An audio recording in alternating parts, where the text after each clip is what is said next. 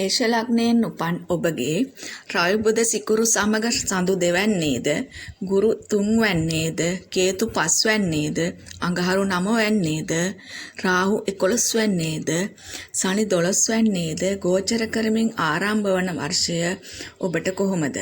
ධනය තමන්ගේ නොවන අන්සතු ධනයක් ලැබීමට වාග්ය උදා කරනවා. ධනලාභ ලබනවා වෙන්ම වේගයෙන් වියදම් පැත්තද ඇති කරන්න ඉඩක් තියෙන බැවින් ඔබ ප්‍රවේශම් විය යුතුය. අත්‍යවශ්‍ය දෙයට පමණක් මුදල් වියදම් කිරීමට වග බලාගත යුතු වර්ෂයකි.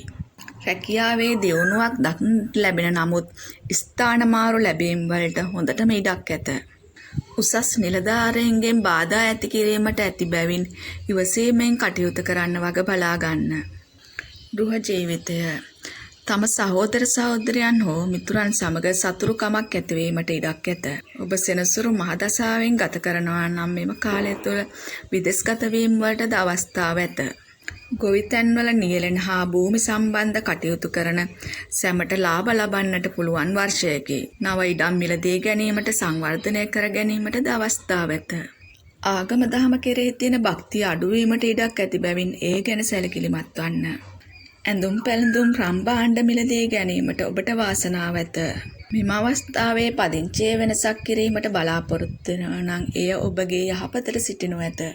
අධ්‍යාපන කටයුතු වල නියැලෙන අයට ඉන් බාධා නොවේ. තරඟ විභාගවලින් ජයග්‍රහණ ලැබීමට අවස්ථාව හොඳින්ම ඇත.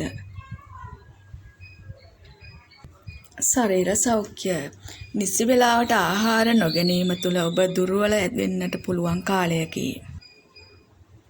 පිත් රෝග, සෙම් රෝග නිතර වැළඳීමට ඉඩක් ඇත. හිසට බරගතිය නිසා නිදි බරගතිය, අලස ගතියක් ඇතිවීමටද පුළුවන්.